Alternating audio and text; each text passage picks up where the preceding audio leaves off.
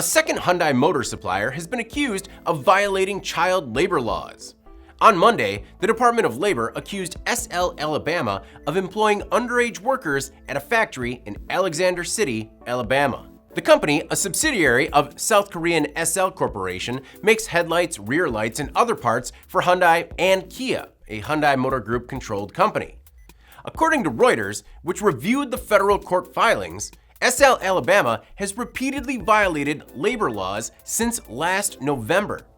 The Department of Labor accused the company of, quote, employing oppressive child labor and minors under 16 years old. The company admitted that children worked at the factory in a statement to Reuters. However, SL blamed an outside labor recruitment firm for hiring minors. In July, Smart Alabama, a majority-owned unit of Hyundai, was accused of employing children as young as 12 years old at a stamping plant. In a statement, Hyundai said illegal employment practices are not tolerated by any of its entities. A proposed settlement is already in the works. As part of the agreement, SL will stop hiring minors, punish any managers who knew about the practice, and temporarily cut ties with any recruiters that hire underage employees.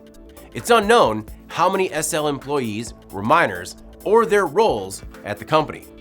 I'm David Manti. This is IEN Now.